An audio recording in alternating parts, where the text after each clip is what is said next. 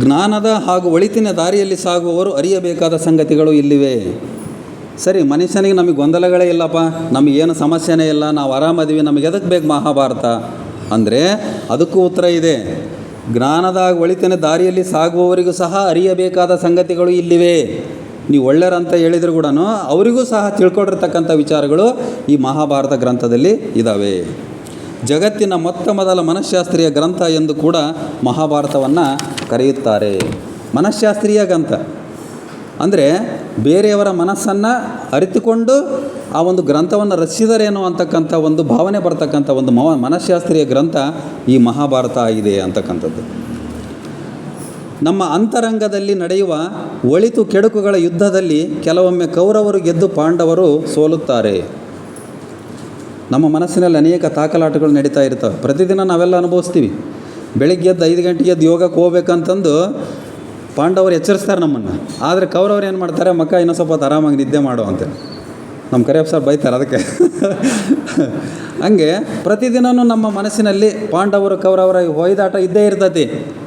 ಅದರಲ್ಲಿ ಕೌರವರು ಮೇಲುಗೈ ಆಗಬಾರ್ದು, ಪಾಂಡವರು ಮೇಲುಗೈ ಆಗಬೇಕು.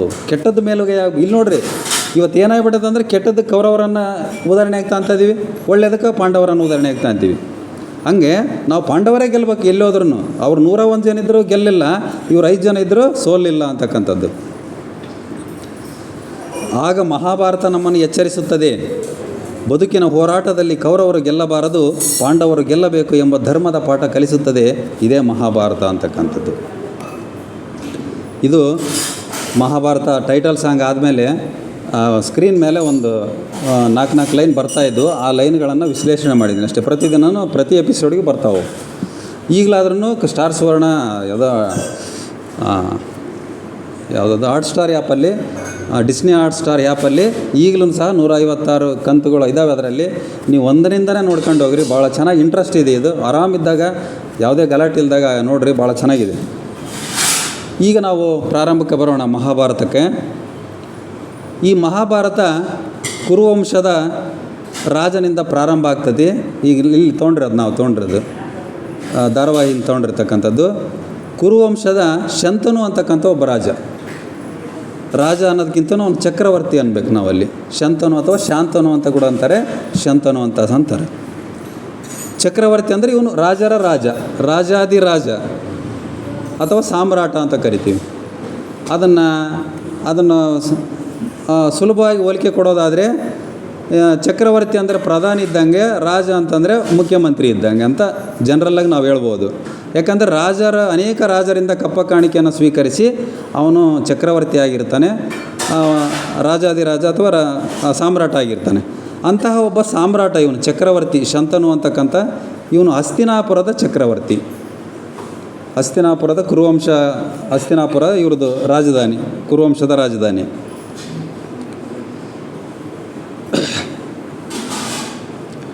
ಈ ಶಂತನು ಅವನ ಮೊದಲನೇ ಪತ್ನಿ ಗಂಗಾದೇವಿ ಅಂತಕ್ಕಂಥವ್ರು. ಈಗೇನು ಗಂಗೆ ಅಂತ ಹೇಳ್ತೀವಲ್ಲ, ಆ ಗಂಗಾದೇವಿ ಸ್ತ್ರೀ ರೂಪ ಧರಿಸಿ ಹಲವು ಷರತ್ತುಗಳನ್ನು ಯಾರಿಗೆ ಶಂತನುಗೆ ಹಾಕಿ ವಿವಾಹ ಆಗಿರ್ತಾಳೆ. ಮಾತೆ ಗಂಗಾದೇವಿ ಹಲವು ಷರತ್ತುಗಳನ್ನಂದರೆ, ಷರತ್ತುಗಳು ಏನಿದ್ವು ಅಂತಂದರೆ, ನನಗೆ ಒಂದು ಸಂತಾನ ಆದ ತಕ್ಷಣ ನಾನು ನಿನ್ನ ಹತ್ರ ಇರಲ್ಲ, ನನ್ನ ಮಗನನ್ನು ನಾನು ಕರ್ಕೊಂಡು, ನನ್ನ ಸಂತಾನವನ್ನು ಕರ್ಕೊಂಡು ನಾನು ವಾಪಸ್ ಹೋಗ್ತೀನಿ. ಆನಂತರ 25 ವರ್ಷದೊಳಗೆ ಅವನಿಗೆ ಒಳ್ಳೆಯ ವಿದ್ಯಾಭ್ಯಾಸವನ್ನು ಕಲಿಸಿ ಆನಂತರ ನಿನ್ನ ಹತ್ರ ತಂದು ಬಿಡ್ತೀನಿ. ಆವಾಗ ಕುರುವಂಶದ ಉತ್ತರಾಧಿಕಾರಿಯನ್ನಾಗಿ ನೀನು ಮಾಡಬೇಕು ಅಂತಕ್ಕಂಥ ಒಂದು ಷರತ್ತಿಗೆ ಒಳಪಟ್ಟು ಶಂತನು ಗಂಗಾದೇವಿಯನ್ನು ವಿವಾಹ ಆಗಿರ್ತಾನೆ.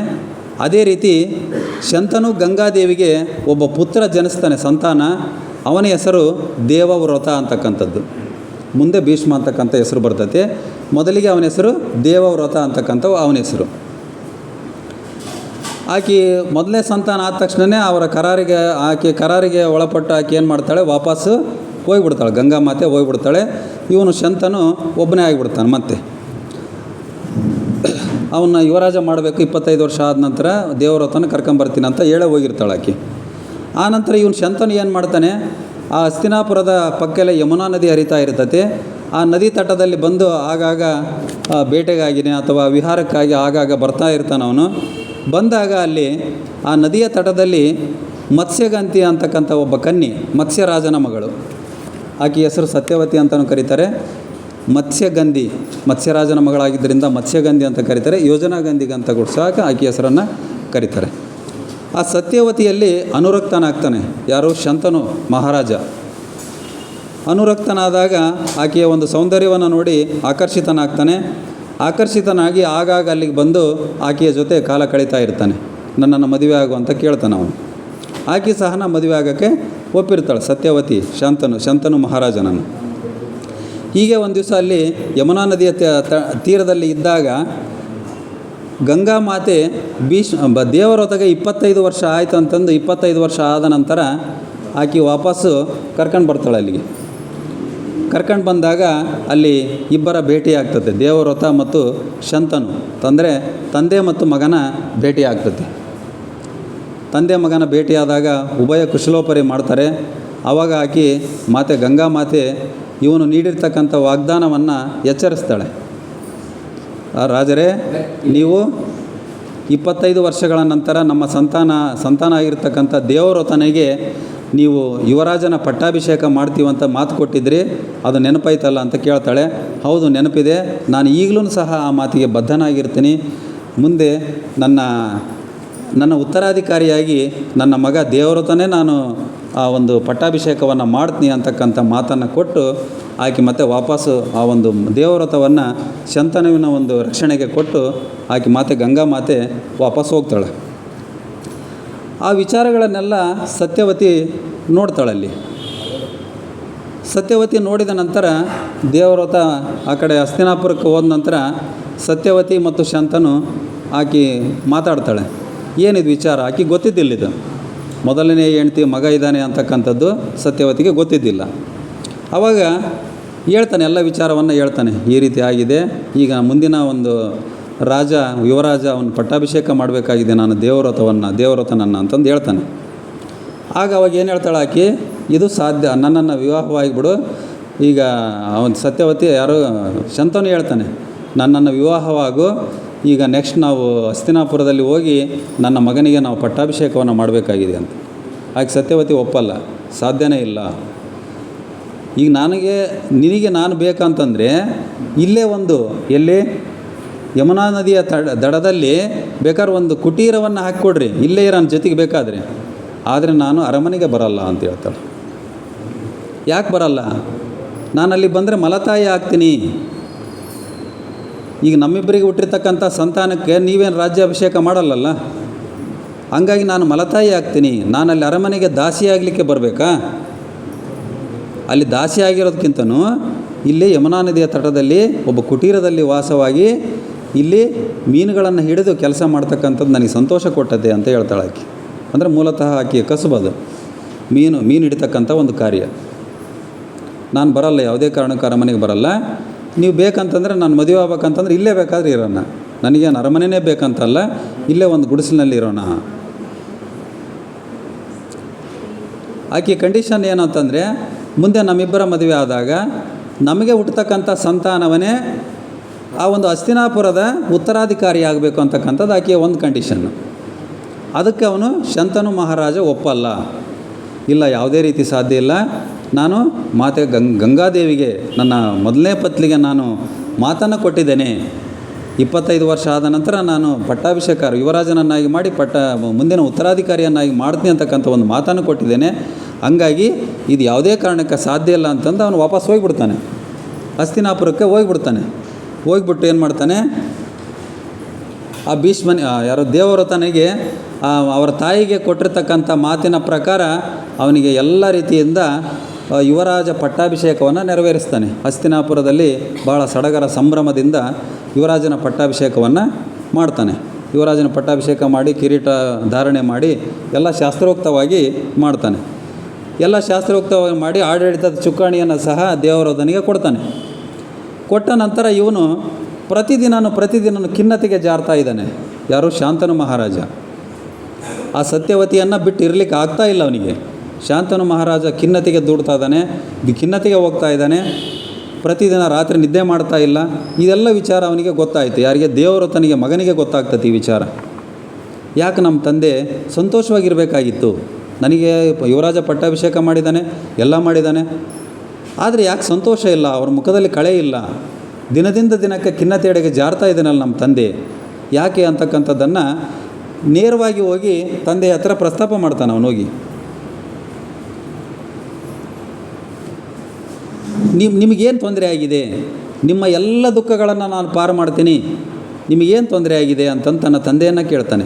ಆದರೆ ಅವನ ತಂದೆ ಸುಲಭ ಕೇಳೋದಿಲ್ಲ, ಅವನಿಗೆ ಒಟ್ಟ ಹೇಳಲ್ಲ. ಯಾಕಂದರೆ ನನ್ನ ಮಗನಿಗೆ ತೊಂದರೆ ಆಗುತ್ತೆ ಅಂತಕ್ಕಂಥದ್ದು ಅವನಿಗೆ ತಂದೆಯ ಉದ್ದೇಶ. ಹಾಗಾಗಿ ಅವನೇನು ಮಾಡ್ತಾನೆ, ಯಾವುದೇ ವಿಚಾರವನ್ನು ಮುಚ್ಚಿಟ್ಬಿಡ್ತಾನೆ, ಎಲ್ಲ ಶಾಂತನು ಮಹಾರಾಜ ಯಾವ ವಿಚಾರವನ್ನು ದೇವವ್ರತನಿಗೆ ಹೇಳೋದಿಲ್ಲ. ಆವಾಗ ಬೇರೆ ಗೂಢಚಾರ ಮಾಹಿತಿಯ ಪ್ರಕಾರ ಅವನಿಗೆಲ್ಲ ಗೊತ್ತಾಗ್ತದೆ. ದೇವವ್ರತನಿಗೆ ಈ ರೀತಿ ಸತ್ಯವತಿಯ ಹತ್ತಿರ ಇವನು ಅನುರಕ್ತನಾಗಿದ್ದ ಶಾಂತನು ಮಹಾರಾಜ, ಈಗ ಹಾಕಿರ್ತಕ್ಕಂಥ ಕಂಡೀಷನ್ನು, ಇಲ್ಲಿ ನನಗೆ ಪಟ್ಟಾಭಿಷೇಕ ಕಟ್ಟಿರ್ತಕ್ಕಂಥದ್ದು, ಇದೆಲ್ಲ ವಿಚಾರ ಸೂಕ್ಷ್ಮವಾಗಿ ಯಾರು ದೇವವ್ರತನಿಗೆ ಗೊತ್ತಾಗ್ತದೆ. ಗೊತ್ತಾದಾಗ ಏನು ಮಾಡ್ತಾನೆ, ಅವನು ಸೀದಾ ನದಿಯ ತಟಕ್ಕೆ ಬರ್ತಾನೆ, ಯಮುನಾ ನದಿಯ ದಂಡೆಗೆ ಬರ್ತಾನೆ. ಬಂದು ಸತ್ಯವತಿಯನ್ನು ಕಾಣ್ತಾನೆ. ಫಸ್ಟ್ ಅವನು ಸತ್ಯವತಿ ಹತ್ರ ಬಂದು ಬೇಡ್ಕೊಳ್ತಾನೆ. ಅವನು ನನ್ನ ತಂದೆಗೆ ಸುಖದ ದಾನ ಮಾಡು ಸತ್ಯವತಿ ದೇವಿ ಅಂತ ಕೇಳ್ತಾನೆ. ನಾನು ನಿನಗೆ ತಾಯಿಯ ಸ್ಥಾನಮಾನ ಕೊಡ್ತೀನಿ, ನಮ್ಮ ರಾಜ್ಯದಲ್ಲಿ ನಿನಗೇನು ಸ್ಥಾನಮಾನ ಬೇಕೋ ಅದನ್ನೆಲ್ಲ ಕೊಡ್ತೀನಿ ನಾನು. ನನ್ನ ತಂದೆಗೆ ಮೊದಲು ಹೆಂಗೆ ನಮ್ಮ ತಂದೆ ಇದ್ದರೋ ಉಲ್ಲಾಸವಾಗಿ ಸಂತೋಷವಾಗಿ ನಗ್ನಕ್ಕಂತ ಆ ರೀತಿ ಅವ್ರು ಆಗಬೇಕು, ಮೊದಲಿನ ರೀತಿ ಅವ್ರು ನಮ್ಮ ತಂದೆ ಆಗಬೇಕು. ಅಂತಹ ಒಂದು ಸುಖದ ದಾನವನ್ನು ನೀನು ಕೊಡು ದೇವಿ, ನಾನು ನಿನ್ನ ತಾಯಿಯಾಗಿ ಸ್ವೀಕಾರ ಮಾಡ್ತೀನಿ, ನಿನಗೆ ಎಲ್ಲ ರೀತಿಯಿಂದ ನಿನಗೇನು ಬೇಕೋ ಆ ಸೌಕರ್ಯಗಳನ್ನು ನಾನು ಒದಗಿಸಿಕೊಡ್ತೀನಿ ಅಂತಕ್ಕಂಥದ್ದನ್ನು ದೇವವ್ರತ ಆಕೆಗೆ ಬೇಡ್ಕೊಳ್ತಾನೆ. ಆದರೆ ಆಕೆ ಯಾವುದೇ ಕಾರಣಕ್ಕೂ ಬಗ್ಗಲ್ಲ. ಅದನ್ನೇ ಹೇಳ್ತಾಳೆ ಆಕೆ, ಈಗ ನೀನು ಉತ್ತರಾಧಿಕಾರಿ ಇದ್ದೀ, ನೆಕ್ಸ್ಟ್ ಯುವರಾಜ ಇದ್ದೀ, ಈಗ ನಾನೇನಾದರೂ ನಿಮ್ಮ ತಂದೆಯನ್ನು ವಿವಾಹವಾದಾಗ ನಮಗೆ ಹುಟ್ಟಿರ್ತಕ್ಕಂಥ ಸಂತಾನ ರಾಜ ಆಗಲ್ಲಲ್ಲ, ಯುವರಾಜ ಆಗಲ್ಲಲ್ಲ, ನಾನು ನಿನಗೆ ಮಲತಾಯಿ ಆಗ್ತೀನಿ. ನೀನೇನೇ ಸೌಕರ್ಯಗಳನ್ನು ಕೊಟ್ಟರೆ ಅಂದರೆ ಜನ ಹೇಳೋದೇ ಬೇರೆ ಆಗುತ್ತೆ. ಹಂಗಾಗಿ ನಾನು ಯಾವುದೇ ರೀತಿಯಿಂದ ಇದಕ್ಕೆ ಒಪ್ಪೋದಿಲ್ಲ, ನಾನು ಹಸ್ತಿನಾಪುರಕ್ಕೆ ಬರೋಕ್ಕೆ ಒಪ್ಪೋದಿಲ್ಲ, ನಿಮ್ಮ ತಂದೆಯನ್ನು ವಿವಾಹಕ್ಕೆ ನಾನು ಒಪ್ಪೋದಿಲ್ಲ ಅಂತಕ್ಕಂಥ ಕಠಿಣವಾಗಿರ್ತಕ್ಕಂಥ ಮಾತುಗಳನ್ನು ಹೇಳ್ತಾಳೆ. ನಾನು ಈಗ ಮೀನು ಹಿಡ್ಕೊಂಡು ನಾನು ಚೆನ್ನಾಗಿದ್ದೀನಿ, ನಾನೇನಾದರೂ ಹಸ್ತಿನಾಪುರಕ್ಕೆ ಅರಮನೆಗೆ ಬಂದುಬಿಟ್ರೆ ಕೊನೆಗೆ ಮೀನು ಹಿಡಿಯೋದು ಮರ್ತು ಬಿಡ್ತೀನಿ ನಾನು ಅಂತಕ್ಕಂಥ ಒಂದು ವಿಚಾರವನ್ನು ಹೇಳ್ತಾಳೆ ಆಕೆ. ಮುಂದೆ ನನಗೆ ಯಾರು ದಿಕ್ಕು ಅಂತಕ್ಕಂಥ ಒಂದು ವಿಚಾರ ಆಕೆಯ ತಲೆಯಲ್ಲಿ ಪ್ರಸ್ತಾಪ ಆಗ್ತದೆ. ಈ ಒಂದು ಸತ್ಯವತಿಯ ವಿಚಾರವನ್ನು ನಾವು ಮುಂದೆ ನೋಡ್ಕೊತ ಹೋದಾಗ ಮುಂದೆ ಎಷ್ಟು ಕೊರಗ್ತಾಳೆ ಅಂತಂದರೆ, ತನ್ನ ಮಕ್ಕಳಿಗಾಗಿ ಸಿಂಹಾಸನ ಬೇಕು ಅಂತಕ್ಕಂಥದ್ದು ಇಲ್ಲಿ ಹಠ ಹಿಡ್ದಿದ್ಲು, ಈಗ ಹಠ ಹಿಡ್ದಿದ್ದಾಳೆ. ಮುಂದೆ ಹೋದಾಗ ಆಕೆಗೆ ಮುಂದೆ ಕೊನೆಗೂ ಸಿಗಲ್ಲ, ತನ್ನ ಮಕ್ಕಳು ಕೊನೆಗೂ ಸಹ ಅವರು ಆ ಒಂದು ಸಿಂಹಾಸನಕ್ಕೆ ಹತ್ರಕ್ಕೂ ಸಹ ಬರೋದಿಲ್ಲ. ಆವಾಗ ದೇವವ್ರತ ಅವನಿಗೆ ದಿಕ್ಕು ತೋಚ್ದಂಗೆ ಆಗ್ತದೆ. ಏನು ಮಾಡಬೇಕು, ತನ್ನ ತಂದೆಯ ಒಂದು ಖಿನ್ನತೆಯನ್ನು ಹೋಗಲಾಡಿಸಲೇಬೇಕು. ಯಾಕಂದರೆ ಅವರು ನನ್ನ ತಂದೆ, ಅವರು ಸಂತೋಷವಾಗಿರ್ತಕ್ಕಂಥದ್ದು ನನ್ನ ಕರ್ತವ್ಯ, ಅವ್ರನ್ನ ಸಂತೋಷವಾಗಿ ಇಡ್ತಕ್ಕಂಥದ್ದು ನನ್ನ ಕರ್ತವ್ಯ. ಇವತ್ತು ನಾವು ನಮ್ಮ ಒಂದು ಪರಿಸರದಲ್ಲಿ ಏನು ನೋಡ್ತಾ ಇದ್ದೀವಿ, ತಂದೆ ತಾಯಿಗಳು ಮಕ್ಕಳಿಗೆಲ್ಲ ತ್ಯಾಗ ಮಾಡ್ತಿದ್ದಾರೆ, A to Z ತ್ಯಾಗ ಮಾಡ್ತಾರೆ. ಮುಂದೆ ಮಕ್ಕಳು ನೋಡ್ತಾರೋ ಬಿಡ್ತಾರೋ ಗೊತ್ತಿಲ್ಲ, ನನ್ನನ್ನು ಸಮೇತ ಹೇಳ್ತಾಯಿದ್ದೀನಿ ನಾನು. ಆದರೆ ಇಲ್ಲಿ ಮಗ ತಂದೆಗಾಗಿ ತ್ಯಾಗ ಮಾಡ್ತಾ ಇದ್ದಾನೆ. ಇದು ನಮ್ಮ ಮಕ್ಕಳಿಗೆ ವಿಚಾರ ಹೋಗ್ಬೇಕಿದು, ಹೌದಲ್ಲ? ನಮ್ಮ ತಂದೆ ತಾಯಿಗಳು ಇಷ್ಟು ಬೆಳೆಸಿದ್ದಾರೆ, ಅಲ್ಲಿ ನಾವು ದೇವವ್ರತ ನೋಡಿದಾಗ ಅವನು ತಂದೆ ಬೆಳೆಸೇ ಇಲ್ಲ, ಅವನು ತಾಯಿ ಒಂದೇ ಬೆಳೆಸಿರೋದಲ್ಲಿ. ಜನ್ಮ ಮಾತ್ರ ಕೊಟ್ಟಿದ್ದಾನೆ ತಂದೆ. ಅಲ್ಲಿ ಶಾಂತನು ಮಹಾರಾಜ ಜನ್ಮ ಮಾತ್ರ ಕೊಟ್ಟಿದ್ದಾನೆ, ಜನ್ಮ ಕೊಡೋಕ್ಕೆ ಕಾರಣೀಭೂತನಾಗಿದ್ದಾನೆ. ಅವನು ಬೆಳೆಸಿರೋದು, ಅವನು ಶಿಕ್ಷಣ ಕೊಡಿಸಿರೋದು ಎಲ್ಲ ತಾಯಿ ಗಂಗಾಮಾತೆ. ಯಾರ ಹತ್ರ ಶಿಕ್ಷಣ ತೊಗೊಂಡಿದ್ದಾನೆ ಅಂತಂದರೆ ಪರಶುರಾಮರು, ಭಗವಾನ್ ಪರಶುರಾಮರ ಹತ್ರನೇ ಶಿಕ್ಷಣವನ್ನು ಕೊಡಿಸಿದಾಳೆ, ವಿದ್ಯೆಯನ್ನು ಕಲಿಸಿದಾಳೆ ಗಂಗಾಮಾತೆ. ಬರೀ ಅವನ ಜನ್ಮಕ್ಕೆ ಕಾರಣ ಆಗಿರ್ತಕ್ಕಂಥ ಶಾಂತನು ಮಹಾರಾಜನಿಗಾಗಿ ಭೀಷ್ಮ ಎಷ್ಟು ತ್ಯಾಗವನ್ನು ಮಾಡ್ತಾನೆ ಮಗ. ನಾವು ಇವತ್ತಿನ ನೋಡ್ತಕ್ಕಂಥದ್ದು, ನಾವು ತಂದೆ ತಾಯಿಗಳೆಲ್ಲ ತ್ಯಾಗ ಮಾಡ್ತಾಯಿದ್ದೀವಿ ಮಕ್ಕಳಿಗೆ, ಆದರೆ ಇಲ್ಲಿ ಮಗ ತಂದೆಗಾಗಿ ತ್ಯಾಗ ಮಾಡ್ತಕ್ಕಂಥದ್ದನ್ನು ನೋಡ್ತೀವಿ. ಅದಕ್ಕೆ ಇವನಿಗೆ ಫೈನಲ್ ಒಂದು ಡಿಸಿಷನ್ ಮಾಡಿಬಿಡ್ತಾನೆ ದೇವವ್ರತ. ಕೊನೆಗೆ ಹೇಳ್ತಾನೆ ನೋಡ್ರಿ, ಮಾತೆ ಸತ್ಯವತಿ ದೇವಿ, ಹಸ್ತಿನಾಪುರದ ರಾಜನಾಗಿ ಅಲ್ಲ ದಾಸನಾಗಿ ನನ್ನ ಜೀವನ ನಡೆಸುತ್ತೇನೆ. ಶಪಥ ಮಾಡ್ತಾನೆ ಇವನು ದೇವವ್ರತ. ಹಸ್ತಿನಾಪುರದ ರಾಜನಾಗಿ ಅಲ್ಲ, ಒಬ್ಬ ದಾಸನಾಗಿ ನಾನು ಆ ರಾಜ್ಯದಲ್ಲಿರ್ತೀನಿ ಇನ್ಮೇಲೆ. ನಿಮ್ಮ ಮಕ್ಕಳಿಗೆ ನಾನು ರಾಜ್ಯ ಕೊಡಿಸುವೆ. ನಿಮಗೆ ಸಂತಾನ ಆಗ್ತದಲ್ಲ, ನನ್ನ ತಂದೆಗೂ ನಿಮಗೂ ಸಂತಾನ ಆಗ್ತದಲ್ಲ, ಆವಾಗ ನಿಮ್ಮ ಮಕ್ಕಳಿಗೆ ನಾನು ರಾಜ್ಯವನ್ನು ಕೊಡಿಸ್ತೀನಿ. ಅವರ ಭವಿಷ್ಯ ಸುಖವಾಗಿರಲು ನಾನು ಅವಿವಾಹಿತನಾಗಿಯೇ ಉಳಿಯುತ್ತೇನೆ. ನಿಮ್ಮ ಮಕ್ಕಳ ಭವಿಷ್ಯ ಸುಖವಾಗಿರಲು ನಾನು ಅವಿವಾಹಿತನಾಗಿಯೇ ಉಳಿತೇನೆ. ನಾನು ಮದುವೆನೇ ಆಗಲ್ಲ, ನನ್ನ ಪರಿವಾರ ಬೆಳೆಸುವುದಿಲ್ಲ, ನನ್ನದು ಅಂತಕ್ಕಂಥದ್ದೇನು ಬೆಳೆಸಲ್ಲ. ನಾನು ಆಜೀವ ಬ್ರಹ್ಮಚರ್ಯ ವ್ರತ ಪಾಲಿಸುವೆ. ಇದು ಶಪಥ ಮಾಡ್ತಾನೆ ನಾವು. ಇದ ಪ್ರತಿಜ್ಞೆ. ಇದನ್ನು ನಾವು ಭೀಷ್ಮ ಪ್ರತಿಜ್ಞೆ ಅಂತ ಕರಿತೀವಿ. ಭೀಷ್ಮ ಅಂತ ಹೆಸರು ಮುಂದೆ ಅವರಪ್ಪ ಕೊಡ್ತಾನದು. ಅಂದರೆ ಇದು ಒಂದು ದೊಡ್ಡ ಭೀಷ್ಮ ಅಂತಂದರೆ ನಾನು ಅರ್ಥ ಹುಡುಕಿದೆ, ಗೂಗಲ್ನಾಗ ಹುಡುಕಿದ್ರೆ ಭಯಾನಕ, ತ್ಯಾಗ ಮನೋಭಾವದ ಅಂತ ಹೇಳ್ತಾರೆ. ಇದು ಪ್ರತಿಜ್ಞೆ ಅಂಥದ್ದಲ್ಲಿ ನೋಡ್ರಿ, ತ್ಯಾಗ ಮಾಡಿರ್ತಕ್ಕಂಥದ್ದು. ಇದು ಒಂದು ದೊಡ್ಡದು ಭಯಾನಕವಾಗಿರ್ತಕ್ಕಂಥ ಒಂದು ಪ್ರತಿಜ್ಞೆ ಇದು. ಹಂಗೆ ನಮ್ಮ ಇವತ್ತು ಪರಿಸರದಲ್ಲಿ ನಾವೇನಾದರೂ ಪ್ರತಿಜ್ಞೆ ಮಾಡಿದಾಗ ಭೀಷ್ಮ ಪ್ರತಿಜ್ಞೆ ಅಂತಕ್ಕಂಥದ್ದನ್ನು ಸಹಜವಾಗಿ ನಾವು ಉಚ್ಚಾರಣೆ ಮಾಡ್ತೀವಿ. ಅಂದರೆ ಇಂಥ ಪ್ರತಿಜ್ಞೆ ಯಾರೂ ಮಾಡೋಕ್ಕೆ ಸಾಧ್ಯನೇ ಇಲ್ಲ. ತನ್ನ ಜೀವನವನ್ನೇ ಕಂಪ್ಲೀಟಾಗಿ ತ್ಯಾಗ ಮಾಡ್ತಾನೆ ಭೀಷ್ಮ ಅಂತಕ್ಕಂಥವನು, ಇಡೀ ಕುರುವಂಶಕ್ಕೆ, ತನ್ನ ತಂದೆ ತಾಯಿಗೋಸ್ಕರ. ಈ ವಿಚಾರ ಶಾಂತನು ಮಹಾರಾಜಿಗೆ ಹೆಂಗೆ ಗೊತ್ತಾಗ್ಬಿಡ್ತದೆ. ಇವನು ಹೋಗ್ಯಾನ ಸತ್ಯವತಿ ದೇವಿ ಹತ್ರ, ಅವನಿಗೆ ಗೊತ್ತು ಶಾಂತನು ಮಹಾರಾಜಿಗೆ ಅವನ ಮಗ ಹೆಂಗೆ ಅಂತಂದು. ಇವನು ಏನಾದರೂ ತ್ಯಾಗ ಮಾಡಿ ನನಗೆ ಸುಖವನ್ನು ಕೊಡೋದಕ್ಕೆ ಇವನು ರೆಡಿ ಅದೇನೆ ಅಂತಕ್ಕಂಥದ್ದು. ಅವನು ಅಲ್ಲಿಂದನೇ ಬೇಗ ಬರ್ತಾನೆ, ಕುದುರೆ ಹಾಕ್ಕೊಂಡು ಬರ್ತಾನೆ. ಅಷ್ಟೊತ್ತಿಗೆ ಇವನು ಶಪಥ ಮಾಡಿಬಿಟ್ಟಿರ್ತಾನೆ. ದೇವರ ಹತ್ರ ಶಪಥ ಮಾಡಿಬಿಟ್ಟಿರ್ತಾನೆ, ನಾನು ಆಜೀವ ಬ್ರಹ್ಮಚಾರಿಯಾಗಿರ್ತೀನಿ, ನಿಮ್ಮ ಸಂತಾನಕ್ಕಷ್ಟೇ ನಾನು ರಾಜ್ಯವನ್ನು ಕೊಡಿಸ್ತೀನಿ, ಮುಂದೆ ಯಾವುದೇ ರೀತಿಯಿಂದ ನನ್ನ ಪರಿವಾರವನ್ನು ಬೆಳೆಸಲ್ಲ, ನನ್ನ ಕುಲವನ್ನು ಬೆಳೆಸಲ್ಲ, ನಾನು ಯಾವುದೇ ರೀತಿಯಿಂದ ದಾಸನಾಗಿರ್ತೀನಿ, ರಾಜನಾಗಿ ಎಂದೂ ಇರಲ್ಲ ನಾನು ಕುರುವಂಶದಲ್ಲಿ, ಹಸ್ತಿನಾಪುರದಲ್ಲಿ ಅಂತಕ್ಕಂಥ ಶಪಥ ಮಾತೆ ಸತ್ಯವತಿ ದೇವಿಗೆ ಮಾಡಿಬಿಡ್ತಾನೆ. ಆಗ ಶಂತನು ಇವರಿದ್ದ ಜಾಗದ ಹತ್ರ ಬರ್ತಾನೆ. ಎಂಥ ತಪ್ಪು ಮಾಡಿಬಿಟ್ಟೆ ಮಗನೇ ಅಂತ ಹೇಳ್ತಾನೆ ಅವನು. ಎಂಥ ಒಂದು ಘೋರ ಅಪರಾಧ ಮಾಡಿಬಿಟ್ಟೆ ನೀನು, ನಿನ್ನ ಜೀವನವನ್ನು ಹಾಳು ಮಾಡ್ಕೊಂಬಿಟ್ಟೆಲ್ಲ ನೀನು. ಯಾವ ತಂದೆಗಾದರೂ ಸಹ ಸಹಜ ತಾನೇ ಇದ್ದಾನೆ. ಮಗ ಈ ರೀತಿ ಬ್ರಹ್ಮಚರ್ಯ ವ್ರತ ಪಾಲಿಸ್ತೀನಿ ಅಂತ ಅಂದಾಗ ಅದು ಒಂಥರ ದಿಗ್ಭ್ರಮೆ, ಶಾಕ್ ಅಂತ ಏನು ಹೇಳ್ತೀವಲ್ಲ, ಆ ರೀತಿ ಆಗಿಬಿಡ್ತದೆ ಅವನಿಗೆ. ಎಂಥ ದೊಡ್ಡ ತ್ಯಾಗ ಮಾಡಿಬಿಟ್ಟೆಲ್ಲ ನೀನು, ನನಗಾಗಿ ಎಂಥ ತ್ಯಾಗ ಮಾಡಿಬಿಟ್ಟೆಲ್ಲ ಅಂತ ಹೇಳ್ತಾನೆ. ಅದಕ್ಕೆ ದೇವರ ಹತ್ರ ಹೇಳ್ತಾನೆ, ಭಾಳ ಶಾಂತನಾಗಿ ಹೇಳ್ತಾನೆ ಅವನು. ಆ ಒಂದು ಭೀಷ್ಮನ ಪಾತ್ರ ಇದೆ, ಎಷ್ಟು ಚೆನ್ನಾಗಿದೆ ಅಂತಂದರೆ ಬಹಳ ಚೆನ್ನಾಗಿದೆ. ಆಮೇಲೆ ಇದು ಮೂಲತಃ ಹಿಂದಿಯಿಂದ ಕನ್ನಡಕ್ಕೆ ಅನುವಾದ ಮಾಡಿರೋದು, ಎಲ್ಲ ಭಾಷೆಗಳಿಗೆ ಅನುವಾದ ಮಾಡಿರ್ತಕ್ಕಂಥದ್ದು. ಆ ಲಿಪ್ ಸಿಂಕಿಂಗ್ ಅಂತ ಏನು ಹೇಳ್ತೀವಿ ನಾವು, ತುಟಿಗಳ ಚಲನೆ, ಕನ್ನಡದಲ್ಲಿ ಮಾತಷ್ಟೇ ಚೇಂಜ್ ಮಾಡಿದ್ದಾರೆ, ಎಲ್ಲ ಸೇಮು ಎಲ್ಲ ಭಾಷೆಗಳಲ್ಲಿ. ಆ ಲಿಪ್ ಸಿಂಕಿಂಗ್ ಕನ್ನಡಕ್ಕೆ ಭಾಳ ಚೆನ್ನಾಗಿ ಹೊಂದ್ಕೊಂಡೈತೆ. ಇದು ಕನ್ನಡದಾಗೆ ಇವ್ರು ಮಾತಾಡ್ತಾರೇನಪ್ಪ, ಭೀಷ್ಮ ಕನ್ನಡದಾಗೆ ಮಾತಾಡ್ತಾನೇನಪ್ಪ ಅಂತಕ್ಕಂಥದ್ದು ಬಹಳ ಅದ್ಭುತವಾಗಿ ಮೂಡಿ ಮಾಡ್ತದೆ. ಇದು ಭೀಷ್ಮ ಹೇಳ್ತಾನೆ, ನಾನೇನು ತ್ಯಾಗ ಮಾಡೀನಿ ತಂದೆ, ಇದು ನನ್ನ ಕರ್ತವ್ಯ ಅಂತ ಹೇಳ್ತಾನೆ ಅವನು. ಇದು ನನ್ನ ಕರ್ತವ್ಯ, ತಂದೆಯನ್ನು ಸುಖವಾಗಿರ್ತಕ್ಕಂಥದ್ದು ನನ್ನ ಕರ್ತವ್ಯ, ಇದು ತ್ಯಾಗ ಅಲ್ಲ ಅಂತ ಹೇಳ್ತಾನೆ. ಅವಾಗ ಶಾಂತನು ಏನು ಮಾತಾಡೋಕ್ಕಾಗಲ್ಲ ಅವನು ಹೇಳ್ತಾನೆ, ಆಯ್ತಪ್ಪ, ನೀನು ನನಗೆ ಎಷ್ಟೊಂದು ಸುಖವನ್ನು ಪ್ರಾಪ್ತಿ ಮಾಡಯ್ಯ, ನೀನು ಎಲ್ಲ ತ್ಯಾಗ ಮಾಡಿಬಿಟ್ಟೆ ನೀನು, ಹಂಗಾಗಿ ನಿನಗಾಗಿ ಒಂದು ವರವನ್ನು ಕೇಳ್ತೀನಿ, ವರವನ್ನು ಕೊಡ್ತೀನಿ ನಾನು. ನೀನು ಏನು ವರವನ್ನು ಕೇಳು, ನೀನು ಏನು ಬೇಕಾದರೂ ವರವನ್ನು ಕೇಳು, ಆ ವರವನ್ನು ನಾನು ಕೊಡ್ತೀನಿ. ಈ ಮಹಾಭಾರತದಲ್ಲಿ ಅನೇಕ ಬರ್ತಾವೆ ವರಗಳು, ಶಾಪಗಳೆಲ್ಲ ಬರ್ತಾವೆ, ಮುಂದೆ ನೋಡ್ಕೊಂತ ಹೋಗೋಣ ಅಂತ. ಅವಾಗ ಏನು ಕೇಳ್ಬೇಕು ಇವನು, ದೇವ್ರ ಹತ್ರ ನೋಡ್ರಿ ಎಂಥ ವರವನ್ನು ಕೇಳ್ತಾನೆ. ವೈಯಕ್ತಿಕವಾಗಿ ಏನು ಕೇಳಲ್ಲ ಅವನು. ಹಸ್ತಿನಾಪುರ ಸಿಂಹಾಸನದ ಮೇಲೆ ಧರ್ಮ ಮತ್ತು ಸಾಮರ್ಥ್ಯ ಎಲ್ಲಿಯವರೆಗೂ ಒಂದಾಗುವುದಿಲ್ಲವೋ ಅಲ್ಲಿಯವರೆಗೂ ನನಗೆ ಮೃತ್ಯು ಬಾರದಿರಲಿ. ಕುರುವಂಶದ ಹಸ್ತಿನಾಪುರ ಸಿಂಹಾಸನದ ಮೇಲೆ ಧರ್ಮ ಮತ್ತು ಸಾಮರ್ಥ್ಯ, ಬರೀ ಸಾಮರ್ಥ್ಯನೂ ಅಲ್ಲ, ಬರೀ ಧರ್ಮನೂ ಅಲ್ಲ, ಎರಡೂ ಇರಬೇಕು. ಯಾವುದೇ ಒಂದು ರಾಜ್ಯವನ್ನು ನಡೆಸಬೇಕಪ್ಪ ಅಂತಂದರೆ ಅವನು ಧರ್ಮವನ್ನು ಇರಬೇಕು. ಬರೀ ಧರ್ಮವಂತ ಆದಾಗ ಅವನು ಶೌರ್ಯವಂತ ಇಲ್ಲ ಅಂತಂದರೆ ಬೇರೆ ರಾಜ್ಯರು ಬಂದು ಹೊಡೆದಾಕ್ಬಿಡ್ತಾರೆ. ಈಗ ನಮ್ಮ ದೇಶದಲ್ಲೂ ಸಹ ನಾವು ಈಗ ನೋಡ್ತಾ ಇದ್ದೀವಲ್ಲ, ಇವತ್ತು ವಿಶ್ವದಲ್ಲೇ ನಮ್ಮದು ಅಗ್ರಗಣ್ಯ ದೇಶ ಆಗಿದೆ. ಯಾಕಂತಂದರೆ ಅಷ್ಟು ನಾವು ರಕ್ಷಣೆಯ ಒಂದು ಇದಕ್ಕೆ ರೆಡಿ ಇದ್ದೀವಿ.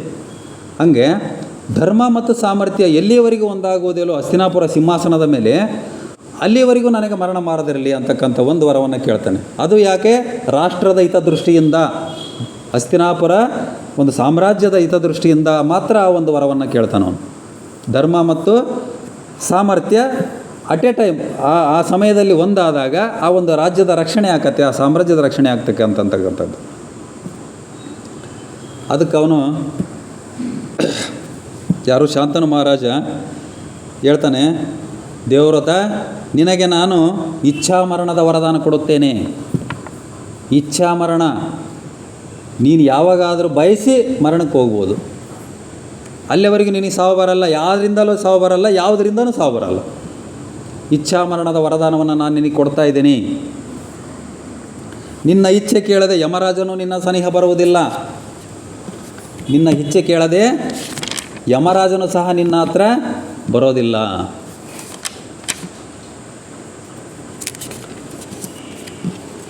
ಇನ್ನು ಮುಂದೆ ನಿನ್ನನ್ನು ಭೀಷ್ಮ ಎಂಬ ಹೆಸರಿನಿಂದ ಸಂಬೋಧಿಸುವರು. ತಂದೆ ಕೊಟ್ಟಿರ್ತಕ್ಕಂಥದ್ದು ಇದು ಹೆಸರು. ದೇವವ್ರತನಿಗೆ ಅವರ ತಂದೆ ಕೊಡ್ತಕ್ಕಂಥದ್ದು ಹೆಸರಿದು, ಭೀಷ್ಮ ಅಂತಕ್ಕಂಥದ್ದು. ನಾವು ಅದರ ಅರ್ಥ ನೋಡಿದಾಗ ಭಯಾನಕ, ತ್ಯಾಗ ಮನೋಭಾವದ ಅಂತ ಬರ್ತದೆ. ಅಂತ ಒಂದು ದೊಡ್ಡ ಪ್ರತಿಜ್ಞೆನೇ ಮಾಡ್ತಾನೆ, ತ್ಯಾಗವನ್ನೇ ಮಾಡ್ತಾನೆ ಅವನು. ಅವನು ಕೊನೆಗೆ ವರ ಕೇಳಿದ ಕೂಡ ರಾಷ್ಟ್ರ ರಕ್ಷಣೆಗಾಗಿ ವರ ಕೇಳ್ತಾನೆ, ವೈಯಕ್ತಿಕವಾಗಿ ಏನು ವರ ಕೇಳಲಿಲ್ಲ. ಹಂಗಾಗಿ ನಿನ್ನನ್ನು ಮುಂದೆ ಇರತಕ್ಕಂಥ ನಮ್ಮ ಇಡೀ ಲೋಕದಲ್ಲಿ ನಿನ್ನನ್ನು ಭೀಷ್ಮ ಅಂತಕ್ಕಂಥ ಹೆಸರಿನಿಂದ ಗುರುತಿಸಂಗಾಗಲಿ, ನಿನಗೆ ಇಚ್ಛಾಮರಣದ ಒಂದು ವರವನ್ನು ಕೊಟ್ಟಿದ್ದೇನೆ, ನಿನಗೆ ಯಾವ ಬೇಕಾದರೂ ನೀನು ಇಚ್ಛಾಮರಣವನ್ನು ಪಡಿಬೋದು ಅಂತಕ್ಕಂಥದ್ದನ್ನು ಹೇಳ್ತಾನೆ ಅವಲ್ಲಿ. ಈ ವರ ಕೊಡ್ತಾರಂತ ಹೇಳಿದ್ವಿ ನಾವು. ಸರಿ, ನಾವೆಲ್ಲ ಮೊನ್ನೆಯಿಂದ ಮಾತಾಡುವಾಗ ನಮ್ಮ ಸಿದ್ದರಾಮೇಶ್ವರ ಎಲ್ಲರಿದ್ವಿ, ವರ ಶಾಪ ಅಂತ ಮಾತಾಡಿದ್ವಿ. ಆ ವರ ಅಂತಂದರೆ ನಾವೆಲ್ಲ ಮುನಿಗಳು ಕೊಡ್ತಾರೆ ಅಂತ ಹೇಳಿದ್ವಿ ನಾವು. ಆ ಋಷಿಗಳು ವರವನ್ನು ಕೊಡ್ತಾರೆ, ಅವರು ಭಾಳ ಮೌನವಾಗಿರ್ತಾರೆ. ಆ ಮೌನದ ಶಕ್ತಿನೇ ಅಂಥದ್ದು. ಮೌನ ವಿಚಾರ ಮಾತಾಡಿದ್ವಿ. ಆ ಮೌನದ ಶಕ್ತಿನೇ ಅಂಥದ್ದು. ಅನೇಕ ವರ್ಷಗಳ ಕಾಲ ಮೌನವಾಗಿರ್ತವೆ, ಅವರು ಸಾತ್ವಿಕವಾಗಿ ಬದುಕಿರ್ತಾರೆ. ಹಂಗಾಗಿ ಅವರ ಮಾತುಗಳು ಒಳ್ಳೆಯ ಮಾತುಗಳು ವರ ಹಾಕವೆ, ಕೆಟ್ಟ ಮಾತುಗಳು ಶಾಪ ಹಾಕವೆ ಅಂತ ಹೇಳಿದ್ವಿ. ಇಲ್ಲಿ ಒಬ್ಬ ರಾಜ ವರ ಕೊಟ್ಟನಲ್ಲ, ಹೆಂಗೆ? ಅವರು ಬರೀ ರಾಜರಲ್ಲ, ಅವ್ರನ್ನ ರಾಜರ್ಷಿಗಳು ಅಂತ ಕರಿತೀವಿ ನಾವಲ್ಲಿ. ರಾಜ ಋಷಿ, ರಾಜ ಪ್ಲಸ್ ಋಷಿ, ರಾಜರ್ಷಿ ಅಂದರೆ ಅವರು ರಾಜರಾಗಿದ್ದುಕೊಂಡೇ ಋಷಿಯ ರೀತಿ ಜೀವನ ಮಾಡ್ತಿರ್ತಾರೆ. ಇದನ್ನು ಉದಾಹರಣೆ ನಾವು ಹೋಲಿಸ್ಬೋದು ಅಂತಂದರೆ 12ನೇ ಶತಮಾನದ ಶರಣರಿಗೆ ಹೋಲಿಸ್ಬೋದು. ಅವರು ಸಹ ಸಂಸಾರದಲ್ಲಿದ್ದುಕೊಂಡೇ ಭಗವಂತನಡೆಗೆ ಬಹಳ ಭಕ್ತಿಯಿಂದ ಜೀವನ ನಡೆಸಿರ್ತಕ್ಕಂಥವ್ರು. ಹಂಗೆ ಇವರು ರಾಜರ್ಷಿಗಳಂತ ಎಲ್ಲರಿಗೂ ರಾಜರ್ಷಿಗಳನ್ನಲ್ಲ. ಮಹಾಭಾರತದಲ್ಲಿ ಶಾಂತನು ಅಂತಕ್ಕಂಥವನು, ಆಮೇಲೆ ರಾಮಾಯಣದಲ್ಲಿ ಜನಕ ಮಹಾರಾಜ ಅಂತ ಬರ್ತಾರಲ್ಲ, ಸೀತಾದೇವಿಯ ತಂದೆ, ಅವರು ರಾಜರ್ಷಿ ಅಂತ ಕರೀತಾರೆ. ಅಂದರೆ ಅವರು ಋಷಿಯ ಈಗ ಹೆಂಗೆ ನಾವು ಕಮಲದ ಎಲೆಯ ಮೇಲೆ ನೀರು ಬಿದ್ದರೂ ಅದು ಹಂಗೆ ಅದು ತೋಯ್ದಂಗೆ ಇರ್ತದೆ ಅಂತ ಹೇಳ್ತೀವಲ್ಲ, ಹಂಗೆ ಸಂಸಾರದಲ್ಲಿದ್ದರೂ ಸಹ ಅವರು ಆ ಒಂದು ಋಷಿಯ ಒಂದು ಜೀವನವನ್ನು ಸಾತ್ವಿಕವಾಗಿ ಅವರು ನಡೆಸಿರ್ತಾರೆ. ಹಂಗಾಗಿ ಅವರ ಒಂದು ಮಾತುಗಳಿಗೆ ಆ ಒಂದು ಶಕ್ತಿ, ಅವನು ಸಾತ್ವಿಕವಾಗಿ ಜೀವಿರುತ್ತವೆ.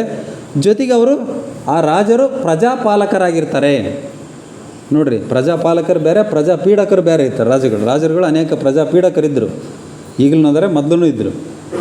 ಪ್ರಜಾಪಾಲಕ ರಾಜ ಅಂದರೆ ಪ್ರಜೆಗಳ ಕಷ್ಟ ನಷ್ಟಗಳನ್ನು ಅರಿತುಕೊಂಡು ಅವ್ರು ಹೇಳೋಕ್ಕಿಂತ ಮುಂಚೆನೇ ಅವ್ರ ಸಮಸ್ಯೆಗಳನ್ನು ಬಗೆಹರಿಸ್ತಕ್ಕಂಥದ್ದು. ಪ್ರಜೆಗಳೇ ಪ್ರಭುಗಳು ಅಂತ ಇವತ್ತಂತೀವಿ ನಾವು. ಹಂಗೆ ಇಂದಿನ ರಾಜಪ್ರಭುತ್ವದಲ್ಲಿ ಸಹ ಪ್ರಜಾಪಾಲಕ ರಾಜರುಗಳು ಅನೇಕರಿದ್ದರು. ಅಂಥ ಪ್ರಜಾಪಾಲಕ ರಾಜ ಯಾರು? ಶಾಂತನು ಮಹಾರಾಜ. ಅಂತಹ ರಾಜರ್ಷಿಗಳು ಅಂತ ಏನು ಹೇಳ್ತೀವಲ್ಲ, ಅವರು ಸಾತ್ವಿಕವಾಗಿರ್ತಕ್ಕಂಥ ಜೀವನ ಮಾಡಿರ್ತಕ್ಕಂಥವ್ರು, ಬೇರೆಯವರಿಗೆ ಕೆಟ್ಟದ್ದು ಬಯಸದೇ ಇರತಕ್ಕಂಥವ್ರು. ಅಂಥರಿಗೆ ಆ ಒಂದು ವರವನ್ನು ಕೊಟ್ಟರೆ ಅವು ಆಗ್ತವೆ, ಫಲ ಬರ್ತತೆ, ಅದಕ್ಕೆ ಫಲ ಸಿಗ್ತತೆ ಅಂತಕ್ಕಂಥದ್ದು. ನಾವೆಲ್ಲ ಮೊದಲು ಬರೀ ಋಷಿಗಳು ಅವರೊಂದು ವರ ಕೊಡ್ತಾರೆ, ಶಾಪ ಕೊಡ್ತಾರೆ ಅಂದ್ಕೊಂಡಿದ್ವಿ. ಈ ರೀತಿ ಇಲ್ಲಿ ಮಹಾಭಾರತದಲ್ಲಿ ಅನೇಕ ಬರ್ತವೆ ಮುಂದಿನವು. ಅಂಥ ಒಂದು ವರವನ್ನು ಕೊಡ್ತಾನೆ ಭೀಷ್ಮನಿಗೆ, ಇಚ್ಛಾಮರಣದ ವರವನ್ನು ದಯಪಾಲಿಸ್ತಾನೆ. ಭೀಷ್ಮ ಅಂತಕ್ಕಂಥ ಹೆಸರಿಂದ ಮುಂದೆ ನಿನ್ನ ಸಂಬೋಧಿಸ್ತಾರೆ ಇಡೀ ಲೋಕ ಅಂತ ಹೇಳ್ತಕ್ಕಂಥದ್ದು. ಆನಂತರ ಇವರ ವಿವಾಹ ಆಗ್ತತೆ. ಶಾಂತನು ಮಹಾರಾಜ 55ಕ್ಕೆ ಮುಗಿಸ್ಬೇಕು ಸರ್ ನಾನು. ಶಾಂತನು ಮಹಾರಾಜ ಸತ್ಯವತಿಯ ವಿವಾಹನೂ ಆಗ್ತದೆ. ಭೀಷ್ಮನೇ ಮುಂದೆ ನಿಂತು ಮದುವೆಯನ್ನು ಸಹ ಮಾಡ್ತಾನೆ. ನೋಡಿರಿ, ಒಬ್ಬ ಮಗ ತಂದೆಯ ಸುಖಕ್ಕೋಸ್ಕರ ಏನೆಲ್ಲ ತ್ಯಾಗ ಮಾಡಿದ ಅಂತಕ್ಕಂಥದ್ದು. ಅವರಿಗೆ ಸಂತಾನ ಸಹ ಆಗ್ತದೆ. ಆ ಇಬ್ಬರು ಸಂತಾನ ಆಗ್ತದೆ. ಒಂದು ಚಿತ್ರಾಂಗದ ಅಂತಕ್ಕಂಥವನು, ವಿಚಿತ್ರ ವೀರ್ಯ ಅಂತಕ್ಕಂಥ ಇಬ್ಬರು ಗಂಡು ಮಕ್ಕಳು ಹುಡ್ತಾರೆ. ದುರದೃಷ್ಟವಶಾತ್ ಚಿತ್ರಾಂಗದ ಅಂತಕ್ಕಂಥ ಬಾಲಕ ಅಕಾಲ ಮೃತ್ಯುವನ್ನು ಹೊಂತಾನೆ, ತೀರ್ಕೊಂಡ್ಬಿಡ್ತಾನೆ ಅವನು. ಚಿತ್ರಾಂಗದ ಅಂತಕ್ಕಂಥನು. ವಿಚಿತ್ರ ವೀರ್ಯ ಅಂತಕ್ಕಂಥ ಒಬ್ಬ ಮಗ ಮಾತ್ರ ಉಳ್ಕೊತಾನೆ. ಅವನು ಹೆಂಗಂತಂದರೆ ಅವನೊಬ್ಬ ದುರ್ಬಲ ಯುವಕ ಆಗ್ತಾನೆ. ಅವನು ಮದಿರೆಯ ದಾಸ ಆಗ್ತಾನೆ. ಏನೆಲ್ಲ ಚಟಗಳನ್ನು ಅಂಟಿಸ್ಕೊಂಡ್ಬಿಡ್ತಾನೆ ಅವನು. ಅವನು ಪೂರ್ತಿ ದುರ್ಬಲ ಆಗಿಬಿಡ್ತಾನೆ. ಅವನಿಗೆ ಯಾವುದೇ ರೀತಿಯಿಂದನೂ ಶಕ್ತಿ ಇರಲ್ಲ, ರಾಜಕುಮಾರ ಹಾಕಂತನೂ ಅರ್ಹತೆಯೇ ಇರಲ್ಲ. ವಿಚಿತ್ರವೀರ್ಯ ಒಬ್ಬನ ಉಳ್ಕೊಂತಾನಲ್ಲಿ. ಅವನು ಒಂದು ಸರಿ ಏನು ಮಾಡ್ತಾನೆ, ಆ ಒಂದು ಹಸ್ತಿನಾಪುರದ ಸಾಮ್ರಾಜ್ಯದ ಪಕ್ಕನೇ ಪಾಂಚಾಲ ರಾಜ ಇರ್ತದೆ ರಾಜ್ಯ. ಹಿಂಗೆ ಯಾವುದೋ ಒಂದು ದುರ್ಚಟಗಳ ಮಾಡ್ಕೊತ ಅವನು ಪಾಂಚಾಲ ರಾಜ್ಯ ಪ್ರವೇಶ ಮಾಡಿಬಿಟ್ಟಿರ್ತಾನೆ. ಮತ್ತು ಈಗ ನಾವು ಬೇರೆಯವರು ಈಗ ಪಾಕಿಸ್ತಾನದ ಯಾರು ಗಡಿಪಾರು ಬಂದಾಗ ನಾವೆಲ್ಲ ನಮ್ಮ ದೇಶ ಹಿಡ್ಕೊಂಡು ಒಳಗಾಗ್ತಾರಲ್ಲ, ಹಂಗೆ ಇವನ್ನೇನು ಮಾಡ್ತಾರೆ, ಪಾಂಚಾಲ ರಾಜ್ಯದವರು ಒಳಗೆ ಹಾಕಿಬಿಡ್ತಾರೆ. ಒಳಗೆ ಹಾಕಿ ಇವ್ನಿಗೆ ಶಿಕ್ಷೆ ಕೊಡಬೇಕು. ಇವನೇನೋ ಒಂದು ಅನೈತಿಕ ಕೆಲಸ ಏನೋ ಮಾಡಿದ್ದಾನೆ ಅಥವಾ ಏನೋ ಒಂದು ಮಾಡಿದ್ದಾನೆ ಅಲ್ಲಿ ಆ ಒಂದು ರಾಜ್ಯದಲ್ಲಿ, ಇವನಿಗೆ ಶಿಕ್ಷೆಯನ್ನು ಕೊಡಬೇಕು. ಏನು ಶಿಕ್ಷೆ ಕೊಡಬೇಕು? ಅವನಿಗೆ ಮರಣದಂಡನೆ. ಪಾಂಚಾಲ ರಾಜ ಡಿಸೈಡ್ ಮಾಡ್ತಾನೆ. ಅದು ಭೀಷ್ಮನಿಗೆ ಗೊತ್ತಾಗುತ್ತೆ ವಿಚಾರ. ಅವ್ರ ಅಣ್ಣ ಭೀಷ್ಮ, ಅವನಿಗೆ ಗೊತ್ತಾದಾಗ ಅವನು ಬರ್ತಾನೆ. ಅವನು ಹೇಳ್ತಾನೆ, ವಿಚಿತ್ರವೀರ್ಯ, ನೀವು ನನ್ನನ್ನು ಸಾಯಿಸೋಕ್ಕೆ ಸಾಧ್ಯನೇ ಇಲ್ಲ, ನನ್ನನ್ನು ಕಾಪಾಡೋದಕ್ಕೆ ನನ್ನ ಹಿರಿಯ ಸಹೋದರ ಭೀಷ್ಮ ಇದ್ದಾನೆ ಅಂತ ಹೇಳ್ತಾನೆ. ಭೀಷ್ಮಿರೋವರೆಗೂ ನೀವು ಯಾರು ನನ್ನ ಮುಟ್ಟಕ್ಕಾಗಲ್ಲ ಅಂತ ಹೇಳ್ತಾನೆ. ಬರ್ತಾನೆ ಭೀಷ್ಮ, ಬಂದು ಎಲ್ಲರನ್ನ ಸದೆ ಬಡ್ದು ಬಿಡ್ತಾನೆ. ಭೀಷ್ಮ ಇವನು ಹೆಂಗಂತಂದರೆ ಇವನಿಗೆ ಸೋಲು ಅಂತಕ್ಕಂಥದ್ದೇ ಇಲ್ಲ. ಭೀಷ್ಮನಿಗೆ ಸಾವು ಅಂತಕ್ಕಂಥದ್ದಿಲ್ಲ, ಸೋಲು ಅಂತಕ್ಕಂಥದ್ದಿಲ್ಲ. ಯಾಕಂದರೆ ಇವನು ಪರಶುರಾಮರ ಹತ್ರ ಕಲ್ತಿರ್ತಕ್ಕಂಥವ್ನು. ಇವನು ಪರಶುರಾಮರ ಶಿಷ್ಯ, ಪ್ರೀತಿಯ ಶಿಷ್ಯ. ಮುಂದೆ ಪರಶುರಾಮಿಗೆ ಇವ್ರಿಗೆ ಯುದ್ಧ ಬೀಳ್ತದೆ. ಮತ್ತು ಈ ನಮ್ಮ ಮಹಾಭಾರತ ಹೆಂಗೆ ಅಂದ್ರೆ ಭಾರಿ ಇಂಟ್ರೆಸ್ಟ್, ಕೇಳ್ಕೊಂತ ಹೋದಂಗಲ್ಲ. ಹಿಂದ್ಲವೆಲ್ಲ ಮರ್ತ್ಕೊಂತ ಹೋಗೋದು, ಮುಂದವೆಲ್ಲ ಹೊಸ ಕೇಳ್ಕೊಂತ ಹೋಗೋದು. ಅವಾಗ ಯುದ್ಧವನ್ನು ಮಾಡ್ತಾರೆ. ಅವನು ಭೀಷ್ಮ ಎಲ್ಲರನ್ನ ಸದೆ ಬಡಿದ್ಬಿಡ್ತಾನೆ. ಕೊನೆಗೆ ಪಾಂಚಾಲ ರಾಜ್ಯನನ್ನು ಸಹ ಸದೆ ಬಡ್ದು ಅವನ್ನ ಬಿಡಿಸ್ಕೊಳ್ತಾನೆ. ಬಿಡಿಸ್ಕೊಂಡು ಹೋಗುವಾಗ ನೋಡ್ರಿ, ಪಾಂಚಾಲ ರಾಜ ಒಂದು ಶಾಪ ಕೊಡ್ತಾನೆ ಭೀಷ್ಮಗೆ. ಅವನಿಗೂ ಶಾಪ ಕೊಡ್ತಕ್ಕಂಥ ಒಂದು ಸಾತ್ವಿಕ ಮನೋಭಾವ ಇತ್ತು. ಯಾಕೆ ಅಂತಂದರೆ, ಪಾಂಚಾಲ ರಾಜ್ಯಕ್ಕೆ ಅತಿಕ್ರಮಕ್ಕೆ ಪ್ರವೇಶ ಮಾಡಿರೋದು ಇವನು ತಪ್ಪು. ಫಸ್ಟ್ ತಪ್ಪು ಇವಂದು, ಯಾರ್ದೋ ವಿಚಿತ್ರವೀರ್ಯಂದು. ತಪ್ಪು ಮಾಡಿದರಿಗೆ ಶಿಕ್ಷೆ ಕೊಡೋದು ಸಹಜ ತಾನೇ. ನಮ್ಮ ರಾಜ್ಯದ ಕಾನೂನಿನ ಪ್ರಕಾರ ನಾವು ಶಿಕ್ಷೆ ಕೊಟ್ಟಿದ್ದೀವಿ. ಅದನ್ನು ನೀವು ತಪ್ಪು ಅಂತ ಹೆಂಗೆ ಹೇಳ್ತೀರಿ? ಈಗ ಪಾಕಿಸ್ತಾನದವ್ರು ನಮ್ಮ ದೇಶ ಅವರೇ ತಪ್ಪು ನೀವು ಮಾಡಿದ್ದು ಅಂತ ಹೇಳ್ತಾರಲ್ಲ, ಹಂಗೆ ಅವನು ಪಾಂಚಾಲ ರಾಜ ಇವನು ವಾಪಸ್ ಬಿಡಿಸ್ಕೊಂಡು ಹೋಗುವಾಗ ಒಂದು ಶಾಪವನ್ನು ಕೊಡ್ತಾನೆ. ಯಾರಿಗೆ? ಭೀಷ್ಮನಿಗೆ ಕೊಡ್ತಾನೆ. ನೋಡ್ರಿ, ಮುಂದೆ ಇವತ್ತು ನಮ್ಮ ರಾಜ್ಯದಲ್ಲೇ ಬಂದು ನೀನು ನಮ್ಮನ್ನೆಲ್ಲ ಹೊಡೆದು ನೀನು ಬಿಡಿಸ್ಕೊಂಡು ಹೋಗಿದೆಯಲ್ಲ, ಪಾಂಚಾಲ ಭೂಮಿಯ ಮೇಲೆ ಮುಂದೆ ಒಬ್ಬ ವೀರ ಬರುವನು, ಅವನು ನಿನ್ನ ಮೃತ್ಯುವಿಗೆ ಕಾರಣವಾಗುವನು. ನಮ್ಮ ಪಾಂಚಾಲ ಭೂಮಿಯಲ್ಲೇ ಹುಡ್ತಾನೆ, ನಿನ್ನ ಮೃತ್ಯುವಿಗೆ ಕಾರಣ ಆಗ್ತಕ್ಕಂಥ ಒಬ್ಬ ವೀರ, ಅವನು ಮುಂದೆ ನಿನ್ನ ಮೃತ್ಯುವಿಗೆ ಕಾರಣ ಆಗ್ತಾನೆ ಅಂತಕ್ಕಂಥ ಶಾಪವನ್ನು ಪಾಂಚಾಲ ರಾಜ ಭೀಷ್ಮನಿಗೆ ಕೊಡ್ತಾನೆ.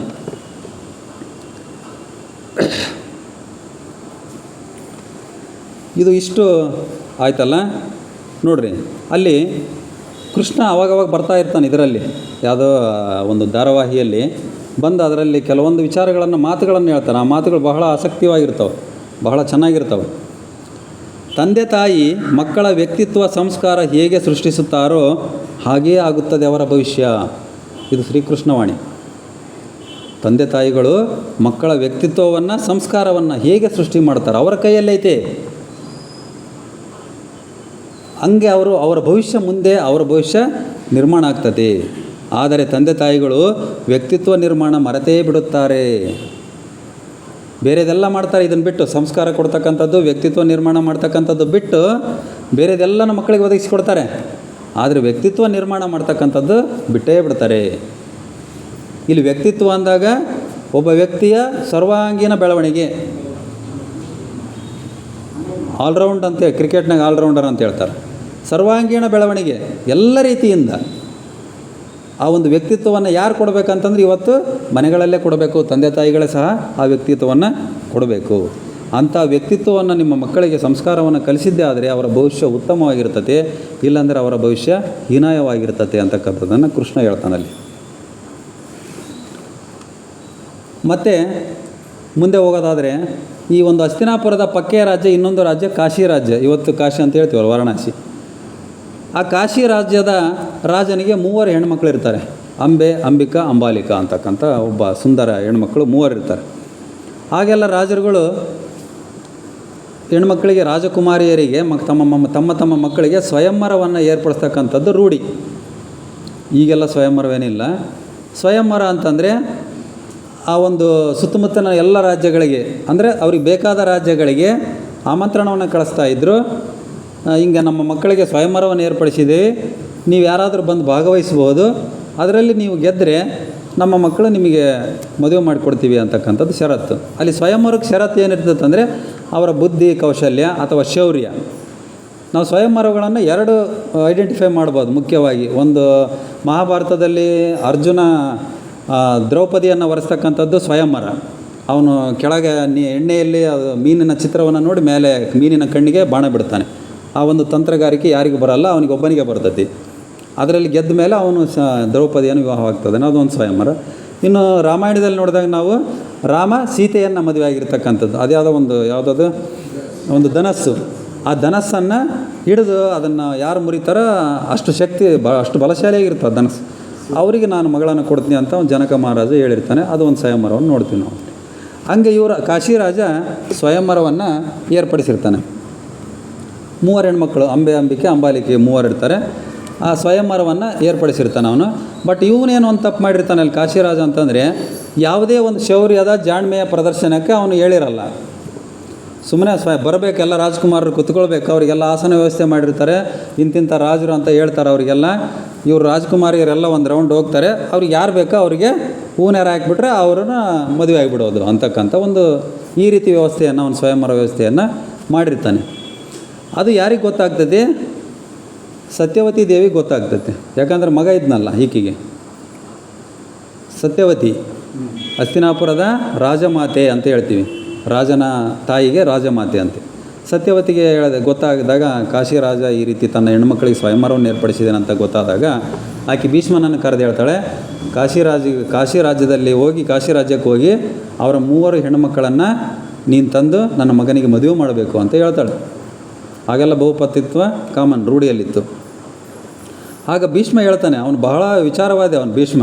ಆಮೇಲೆ ಭಾಳ ನ್ಯಾಯವಾಗಿ ಮಾತಾಡ್ತಾನೆ ಅವನು ಹೇಳ್ತಾನೆ, ಈಗ ನಾನು ಅಲ್ಲಿ ಯಾರು ಹೋಗ್ಬೇಕಪ್ಪ ಅಂತಂದರೆ, ಯಾರು ಸ್ವಯಂವರದಲ್ಲಿ ಭಾಗವಹಿಸ್ಬೇಕು, ಯಾರು ಮದುವೆ ಆಗ್ಬೇಕು ಅವರೇ ಹೋಗ್ಬೇಕಲ್ಲಿ. ನಾನು ಹೋಗೋಕ್ಕೆ ಬರೋದಿಲ್ಲ ಅಲ್ಲಿ. ಈ ವಿಚಿತ್ರ ವೀರ್ಯನ ಕಳಿಸಿದರೆ ಹೋಗಲ್ಲ, ಅಲ್ಲಿ ಆಗೋದಿಲ್ಲ ಒಂದು ಕೆಲಸ. ನಾನು ಹೋಗೋಕ್ಕೆ ಬರಲ್ಲ, ರಾಜ್ಕುಮಾರ್ ಅವ್ರು ನನಗೆ ಕನ್ಯೆಯನ್ನು ಕೊಡೋದಿಲ್ಲ, ಆ ರೀತಿ ಬರಲ್ಲ, ಅದು ಧರ್ಮಸಮ್ಮತ ಅಲ್ಲ ಅಂತ ಹೇಳ್ತಾನೆ ಅವನು ಭೀಷ್ಮ. ತಾಯಿಗೆ ತಿಳುವಳಿಕೆ ಹೇಳ್ತಾನೆ. ಆದರೆ ಆಕೆ ಕೇಳಲ್ಲ. ನೀನು ಈ ರಾಜ್ಯದ ದಾಸ ಅಂತ ನೆನಪಿಸ್ತಾಳೆ. ಮತ್ತೆ ಸಾಮ್ರಾಜ್ಯದ ದಾಸ, ನೀನೇನು ವಚನ ಕೊಟ್ಟಿದ್ದೆ ಅವತ್ತು ನೀನು, ನಾನು ರಾಜ್ಯಕ್ಕಾಗಿ ಏನು ಬೇಕಾದರೂ ಮಾಡ್ತೀನಿ, ನಾನು ರಾಜನಾಗಿರಲ್ಲ, ನಾನು ದಾಸನಾಗಿರ್ತೀನಿ ಅಂತೇಳಿ ಅಲ್ಲ, ನಾನು ರಾಜಮಾತೆ ಆಜ್ಞೆ ಮಾಡ್ತಾಯಿದ್ದೀನಿ, ನೀನು ಹೋಗಿ ಆ 3 ಹೆಣ್ಣುಮಕ್ಕಳನ್ನು ನನ್ನ ಮಗನಿಗೆ ತಂದು ವಿವಾಹ ಮಾಡಬೇಕು, ಇದು ನನ್ನ ಆಜ್ಞೆ ಅಂತ ಹೇಳ್ತಾಳೆ ಆಕೆ. ಅವಾಗ ಅವನಿಗೆ ಉಭಯ ಸಂಕಟ. ಯಾಕಂದ್ರೆ ಮಿದ್ಲವೆಲ್ಲ ನೆನಪಿಸಿರ್ತಾಳೆ ಆಕೆ ಅವಾಗವಾಗ. ಹಂಗೆ ಅವನಿಗೆ ಏನು ಮಾಡೋಕ್ಕೆ ತೋಚಲ್ಲ. ಅವನು ಇತ್ಲಾಗ ಧರ್ಮನೂ ಬಿಡೋಂಗಿಲ್ಲ, ಈ ಕಡೆ ಆಕೆಯ ಮಾತುಗಳನ್ನು ಸಹ ಆಕೆ ಮಾತುಗಳಿಗೆ ಕಟ್ಟು ಬಿದ್ದು ಬಿಡ್ತಾನೆ. ಕೊನೆಯವರೆಗೂ ಭೀಷ್ಮನ ಪರಿಸ್ಥಿತಿ ಇದೆ. ನಾವು ಮುಂದೆ ನೋಡ್ಕೊಂತ ಹೋದಾಗ ಆ ಉಭಯ ಸಂಕಟ ಅಂತಕ್ಕಂಥದ್ದು ನಮ್ಮ ಇವ್ರು ಅದಾರೆ, ಶಕುನಿ ಪಾತ್ರ ಮಾಡಿರಲ್ಲ ನೀವು, ನಮ್ಮ ಗೌಡ್ರು ಶಕುನಿ ಪಾತ್ರಧಾರಿಗಳು. ಆ ಭೀಷ್ಮನ ಪರಿಸ್ಥಿತಿ ಹೆಂಗಪ್ಪ ಅಂತಂದರೆ ತೊಳಲಾಟ ಅವನಿಗೆ. ಈ ಕಡೆ ಪಾಂಡವ್ರನ್ನ ಬಿಡೋಂಗಿಲ್ಲ ಅವನು, ಈ ಕಡೆ ಕೌರವ್ರನ್ನೂ ಬಿಡೋಂಗಿಲ್ಲ ಅವನು ಕೊನೆಯವರೆಗೂ ಅದೇ ತೊಳಲಾಟದಲ್ಲೇ ಅವನು ಆ ಒಂದು ಮರಣವನ್ನು ಹೊಂತಾನೆ ಅಂತಕ್ಕಂಥದ್ದು. ಕೊನೆಗೂ ಸಹ ಆಕೆ ರಾಜಮಾತೆ ಆಜ್ಞೆಯನ್ನು ಅವನು ಒಬೆ ಮಾಡಲೇಬೇಕಾಗ್ತದೆ. ಒಪ್ಪಿಕೊಂಡು ಅವನು ಏನು ಮಾಡ್ತಾನೆ, ಕಾಶಿಯ ಒಂದು ರಾಜ್ಯಕ್ಕೆ ಹೋಗ್ತಾನೆ. ಅಲ್ಲೆಲ್ಲ ಸ್ವಯಂವರ ರೆಡಿ ಆಗಿರ್ತದೆ. ಎಲ್ಲ ರಾಜರುಗಳು, ಅನೇಕ ರಾಜರುಗಳು ಬಂದಿರ್ತಾರೆ. ಇವನು ಕೊನೆಗೆ ಹೋಗ್ತಾನೆ. ಅವಾಗೆಲ್ಲರಿಗೆ ಸ್ವಯಂವರಿಗೆ ರಾಜಾದಿರಾಜ, ರಾಜ ಮಾರ್ತಾಂಡ ಹೊಗಳು ಭಟ್ರೆಲ್ಲ ಇವನು ಕರೀತಾರೆ. ಅವಾಗ ಇನ್ವೈಟ್ ಮಾಡ್ತಾರೆ. ನಾವು ಹೆಂಗೆ ಸ್ವಾಗತ ಮಾಡ್ಕೊಂತೀವಲ್ಲ ಹಂಗೆ ಇನ್ವೈಟ್ ಮಾಡ್ತಾರೆ ಅವರು. ಯಾವಾಗ ಭೀಷ್ಮ ಬಂಧನ ಅಂದ ತಕ್ಷಣ ಎಲ್ಲರಿಗೂ ಒಂದು ಸಂಚಲನ ಆಕತ್ತೆ, ಒಂದು ಸಿಡ್ಲು ಬಡ್ದಂಗೆ ಆಗ್ಬಿಡ್ತೈತಿ. ಭೀಷ್ಮ ಬಂಧನ ಅಂದ್ರೆ ಮುಗೀತು ನಮ್ಮ ಕತೆ, ಏನಾಗುತ್ತೆ ಏನೋ, ಆ 3 ಹೆಣ್ಮಕ್ಳು ಸಿಗಲ್ಲ ಅಂತಕ್ಕಂಥದ್ದು ಒಂದು ಕಾನ್ಸೆಪ್ಟ್ ಬಂದುಬಿಡ್ತದೆ ಅವರಿಗೆ. ಯಾಕಂದ್ರೆ ಅವನ ಶೌರ್ಯನ ಕೇಳಿದ್ರು ಎಲ್ಲರೂ, ಭೀಷ್ಮನ ಶೌರ್ಯ. ಅವನು ಭೀಷ್ಮ ಅಂತಂದರೆ ಅವನು ಪರಾಜಯನೇ ಇಲ್ಲ, ಅವನಿಗೆ ಸೋಲು ಇಲ್ಲ, ಸಾವು ಇಲ್ಲ. ಹಂಗಾಗಿ ಅವನು ಬಂದಾನಂದ್ರೆ ಇದೇನು ಎಡವಟ್ಟಾಯಿತು ಅಂತಂದು ಕಾಶಿರಾಜನಿಗೂ ಸಹ ಒಂದು ತೊಳಲಾಟ ಆಗಿಬಿಡ್ತೈತಿ. ಇದೇನೋ ಸಮಸ್ಯೆ ಆಗ್ತೈತಿ, ಇದು ಸ್ವಯಂವರವನ್ನು ಏರ್ಪಡಿಸಿದ್ವಿ, ಭೀಷ್ಮ ಬರಲಿಲ್ಲದ್ರೆ ಒಂದು ರೀತಿ ಎಲ್ಲ ಅನುಕೂಲ ಆಗ್ತಾಯಿತ್ತು, ಇದು ಮುಂದೆ ಏನೋ ಸಮಸ್ಯೆ ಆಗ್ತದೆ ಅಂತಕ್ಕಂಥದ್ದು ಅವನಿಗೆ ಮನವರಿಕೆ ಆಯಿತು. ಇಷ್ಟು ಇಲ್ಲಿಗೆ ಈಗ ಸಮಯ ಆಗಿರೋದ್ರಿಂದ 6:55. ಇಷ್ಟನ್ನು ನಾನು ಈ ದಿನ ಪೀಠಿಕೆಯಾಗಿ ಪ್ರಾರಂಭವಾಗಿ ಜೊತೆಗೆ 2 ಎಪಿಸೋಡ್ಗಳನ್ನು ನಾನು ಮುಗಿಸೀನಿ ಇವತ್ತು. 2 ಎಪಿಸೋಡ್ಗಳು. ಅದರಲ್ಲಿ ಇಂಗ್ಲೀಷ್ನಲ್ಲಿ ಟೈಟ್ಲ್ ಕೊಟ್ಟಿದ್ದಾರೆ, ನೋಡ್ರಿ ನೀವು ಮನೇಲಿ ಹೋದಾಗ. ಮೊದಲನೇ ಎಪಿಸೋಡು ಶಂತನು ಮೀಟ್ಸ್ ದೇವವ್ರತ ಅಂತಕ್ಕಂಥದ್ದು. 2ನೇ episode Devvrat receives A boon. Boon ಅಂದರೆ ಏನು ಗೊತ್ತಾಗಲಿಲ್ಲ ನನಗೆ. ನಾನು ಗೊತ್ತಾಗಲಿದ್ರೆ ಇಮಿಡಿಯೇಟ್ ನಾವು ಇದ್ರಾಗ ಹೊಡೆದು ಬಿಡ್ತೀವಿ ಅರ್ಥ ಏನಂತಂದು. ಬೂನ್ ಅಂದರೆ ವರ, ಅಂದರೆ ವರವನ್ನು ಪಡ್ಕೊಂಡ ದೇವವ್ರತ ಅಂತಕ್ಕಂಥದ್ದು. ಇವತ್ತು ನಮಗೆ ಅಂಗೈನಲ್ಲೇ ಎಲ್ಲ ಸಿಗ್ತೈತಿ. ಇವತ್ತು ಮೊಬೈಲ್ ಒಂದಿದ್ರೆ ಸಾಕು, ನೆಟ್ ಇದ್ರೆ ಸಾಕು, ಮೊಬೈಲ್ ಇದ್ರೆ ಸಾಕು. ನಿಮಗೇನು ಬೇಕು? ವೇದವ್ಯಾಸ ಜನನ ಅಂತ ಹೊಡೆದೆ ಮಧ್ಯಾಹ್ನ ಎಲ್ಲ ಮಾಹಿತಿ A to Z. ಇವತ್ತು ಮಾಧ್ಯಮಗಳಿಂದ ಅನುಕೂಲ ಆಗ್ತಕ್ಕಂಥದ್ದು ಇದು.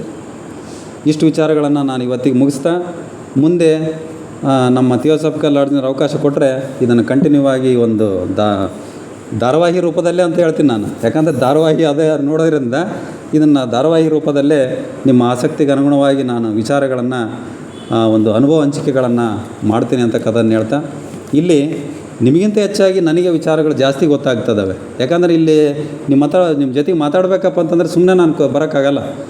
ಸುಮಾರು ಮತ್ತೆ ಎಪಿಸೋಡ್ಗಳನ್ನು ಮತ್ತೆ 3-4 ಎಪಿಸೋಡ್ಗಳನ್ನು ರಾತ್ರಿ 11 ಗಂಟೆವರೆಗೆ ನೋಡಿದೆ. ಮತ್ತು ಈಗ 3-4 ದಿವಸ ನಾನು ಮತ್ತೆ ಅವನ್ನೆಲ್ಲ ಪಾಯಿಂಟ್ ಔಟ್ ಮಾಡ್ಕೊಂಡು ಕೆಲವೊಂದು ವಿಚಾರಗಳು ಗೊತ್ತಿಲ್ಲದ ಆ ವಿಚಾರಗಳನ್ನು ಮತ್ತೆ ಗೂಗಲ್ನಲ್ಲಿ ಸರ್ಚ್ ಮಾಡಿ ಆ ವಿಚಾರಗಳನ್ನು ತಿಳ್ಕೊಂಡೆ. ನಿಮಗಿಂತ ಹೆಚ್ಚಾಗಿ ನನಗೆ ಇದು ಉಪಯೋಗ ಆಗ್ತದೆ ಅಂತಕ್ಕಂಥದ್ದನ್ನು ಭಾವಿಸ್ತಾ, ಇಷ್ಟು ವಿಚಾರಗಳನ್ನು ಹಂಚಿಕೊಳ್ಳಿಕ್ಕೆ ಅವಕಾಶ ಕೊಟ್ಟಿರ್ತಕ್ಕಂಥ ಥಿಯೋಸಾಫಿಕಲ್ ಲಾಡ್ಜ್ನ ಅಧ್ಯಕ್ಷರು, ಕಾರ್ಯದರ್ಶಿಗಳು, ಎಲ್ಲ ಸದಸ್ಯರು ಹಾಗೂ ಇಷ್ಟು ವಿಚಾರಗಳನ್ನು ಸಾವಧಾನವಾಗಿ ಕೇಳಿರ್ತಕ್ಕಂಥ ಎಲ್ಲ ಹಿರಿಯ ಕಿರಿಯ ಸೋದರ ಸೋದರಿಯರಿಗೆ ಶರಣಾರ್ಥಿಗಳನ್ನು ಅರ್ಪಿಸಿ ನನ್ನ 2 ಮಾತುಗಳನ್ನು ಮುಗಿಸ್ತೀನಿ. ಶರಣ.